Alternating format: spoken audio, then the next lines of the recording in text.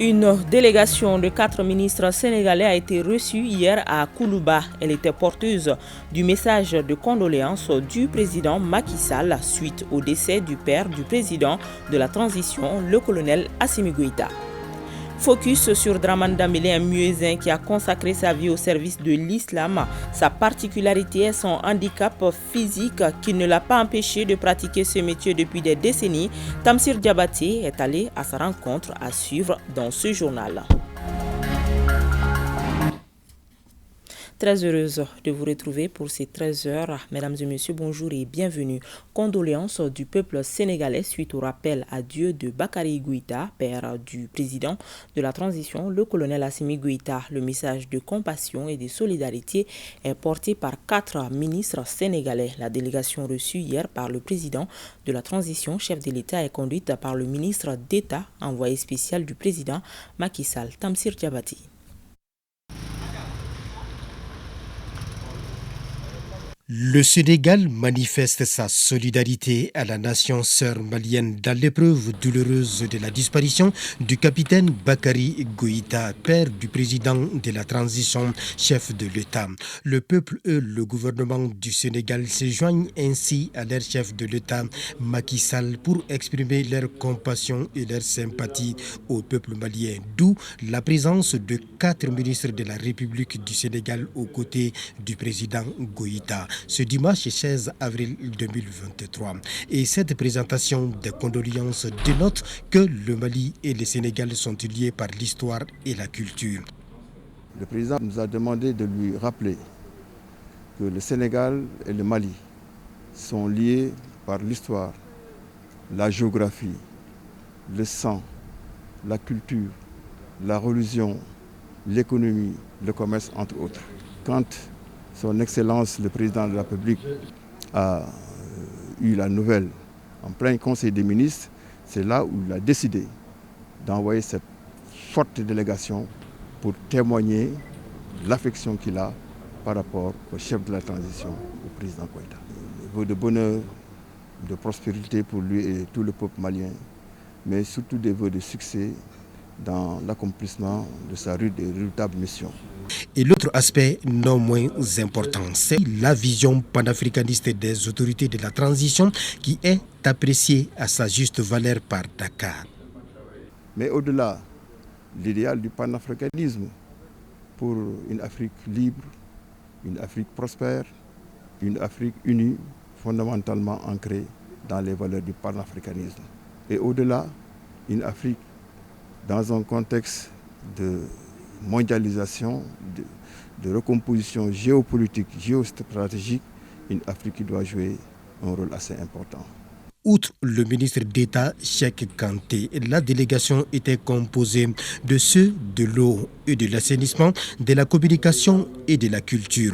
La délégation a ainsi remis la lettre de condoléances du président Macky Sall au président de la transition, colonel Assimi Goïta. Pour le président Assimi Goïta, c'est un geste fort et inoubliable, surtout en pareille circonstance qu'est la mort.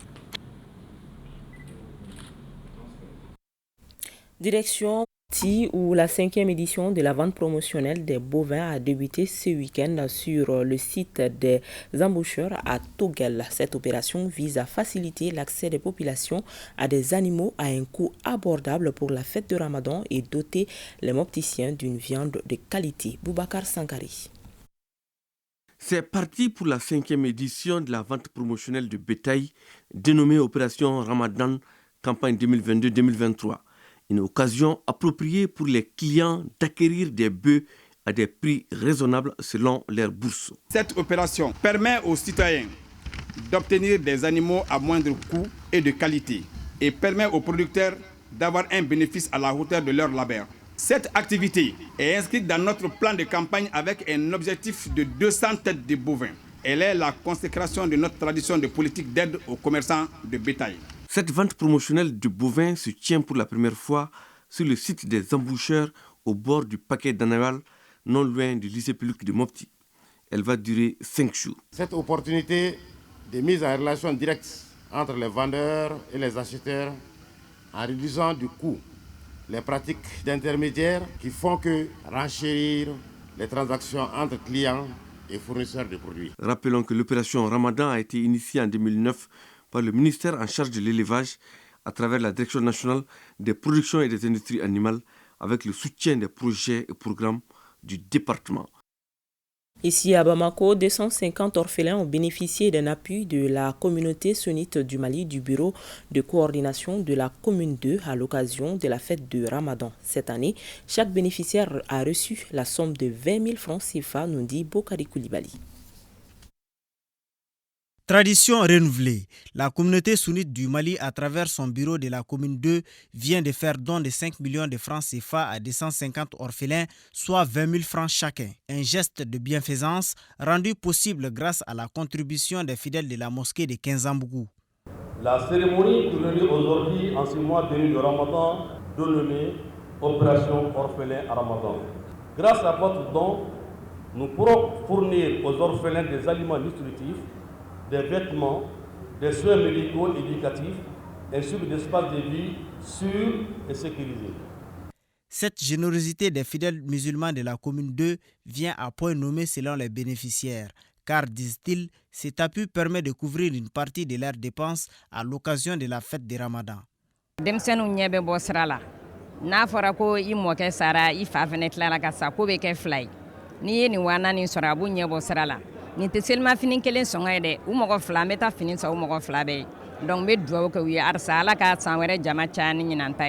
Outre la prise en charge des orphelins pendant les fêtes de Ramadan et Tabaski, la communauté sunnite du Mali, grâce à ses partenaires, octroie également des bourses d'études aux orphelins. En guise de reconnaissance, les sunnites ont profité de cette cérémonie de donation pour décerner une attestation à Modibo Mariko, journaliste à l'ORTM, pour ses efforts en faveur de la communauté sunnite du Mali.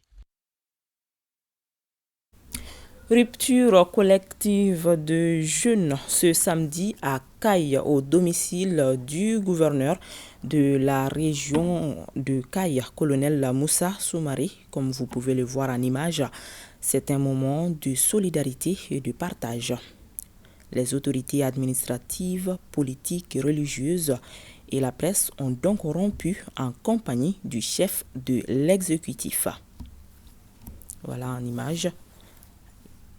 Et la rupture a été suivie d'une prière collective. Et c'était le même exercice au domicile du colonel Aboubakar Diawara, commandant de région de la gendarmerie nationale de Kayes. C'était ce samedi.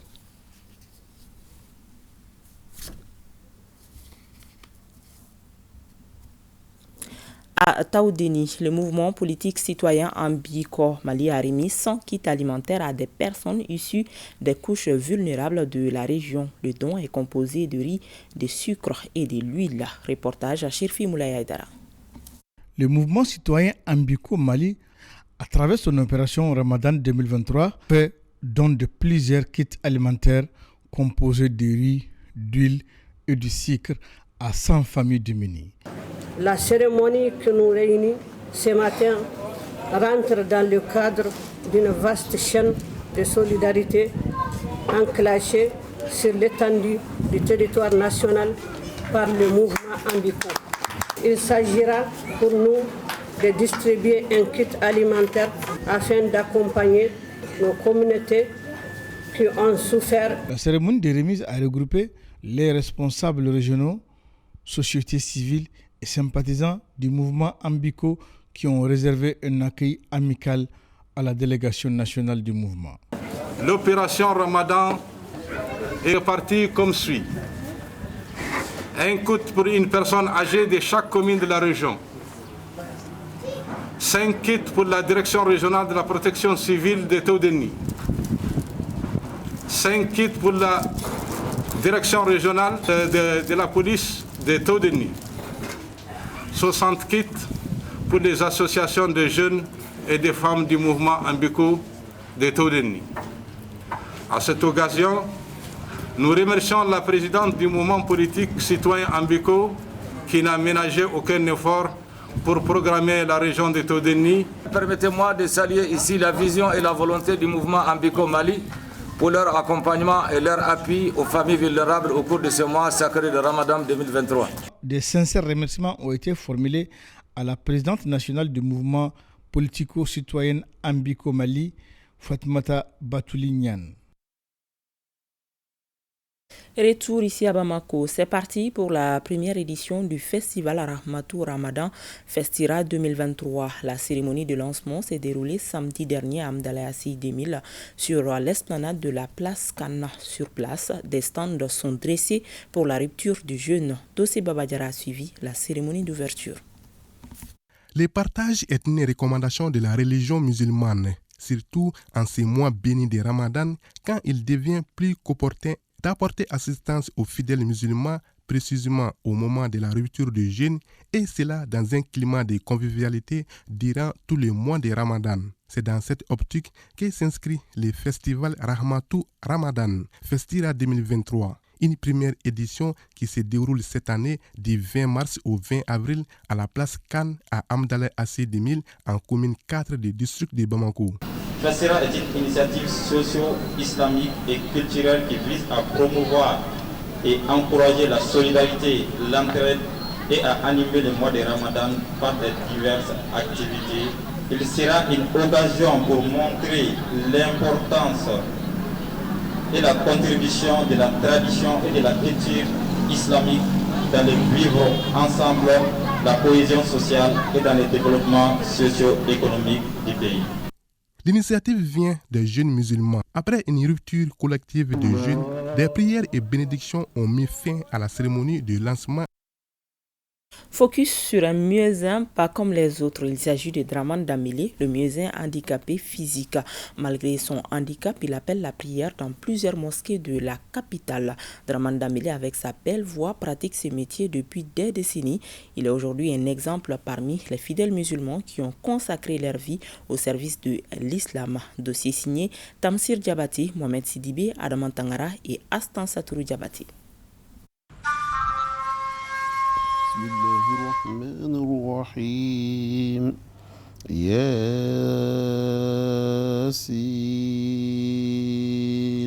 Il choisit le meilleur moment de la nuit, au clair de lune du mois sacré de Ramadan et au cri des oiseaux pour demander à l'omniprésent Allah le Tout-Puissant la protection et la force de pouvoir appeler du haut du minaret les fidèles à la prière. C'est Draman Dambélé, le muezzin à mobilité très réduite due à son handicap physique.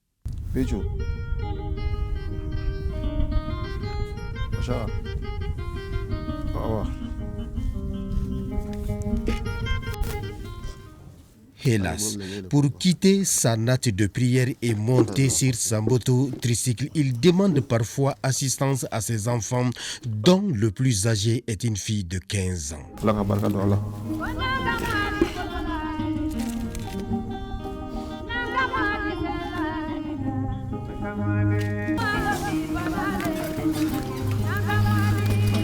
Essoufflé et visiblement fatigué seulement pour avoir fait 10 mètres de marche en 5 minutes à l'aide d'une canne qu'il considère comme son troisième pied. Malgré tout, il reste déterminé à mener son activité de muezzin par amour et pour un au-delà meilleur.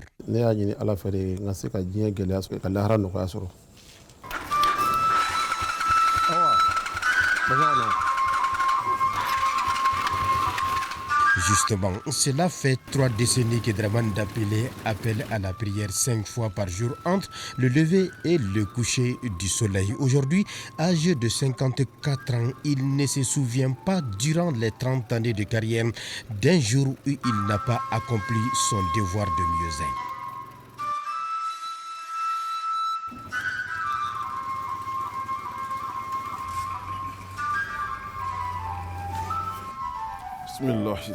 Ici, dans cette mosquée Arahama de sa main, après le rail, il est le premier muezzin. Nous sommes en 2010 et dans cette maison de Dieu, il appelle les fidèles musulmans avec sa voix suave et pénétrante qui retentit depuis le haut du minaret.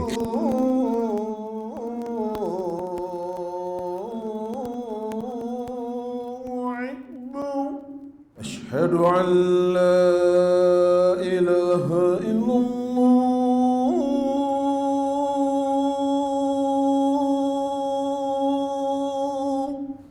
Et cette voix ne laisse ni les fidèles musulmans, ni les arbres, et même les animaux indifférents. C'est quelqu'un qui est très courageux, donc il arrive à le faire. Parce que j'ai commencé le muezzin avec Draman, ça fait à peu près 13 ans.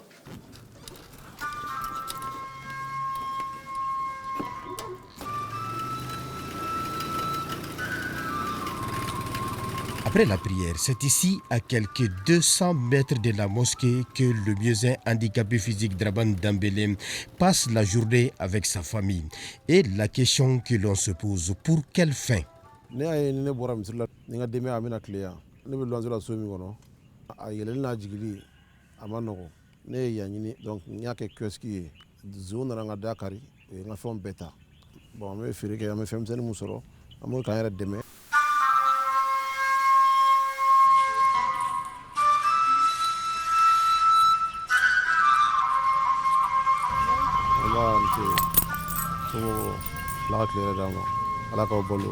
Justement, depuis la faillite de sa boutique, l'endroit sert de seconde maison pour sa famille.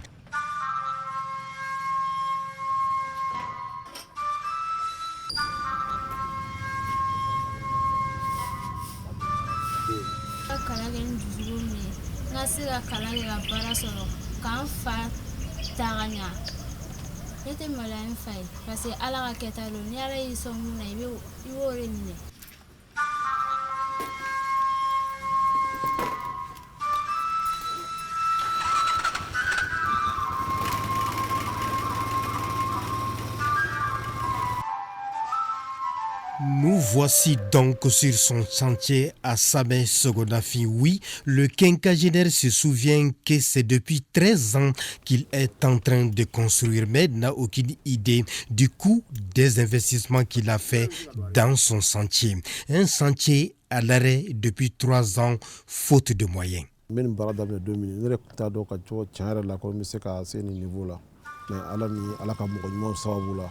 Vraiment à ce niveau-là.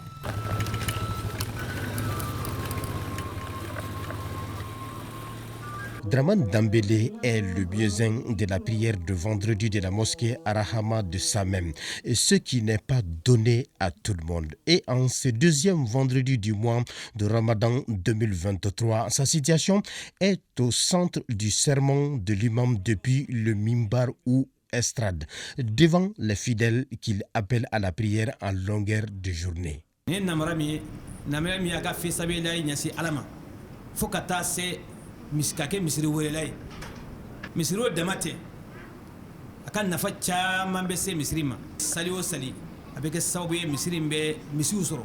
Entre la prière de Césaire ou Lanzara, celle du crépuscule, Draman continue son programme de muezzin dans d'autres mosquées de la capitale, comme ici à Kalabankura dans la mosquée Badjaga.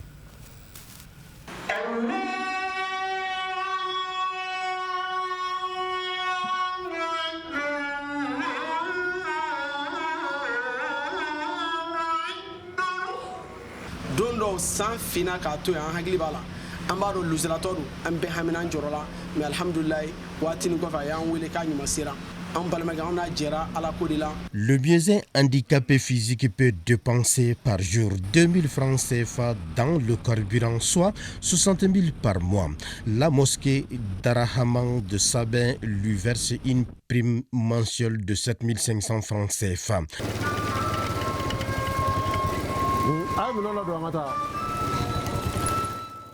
Après une journée bien remplie d'appels à la prière entre les différentes mosquées, l'infatigable muezzin vient chercher sa famille pour rejoindre leur dortoir, là où il passe la nuit avec sa femme et 5 enfants, en attendant de voir son chantier terminé.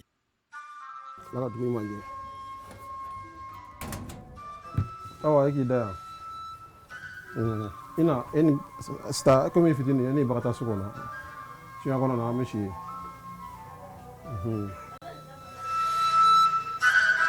voilà. Et voilà, c'est ce qui met un terme à cette édition. Merci à vous de l'avoir suivi. À demain, même heure, s'il plaît à Dieu.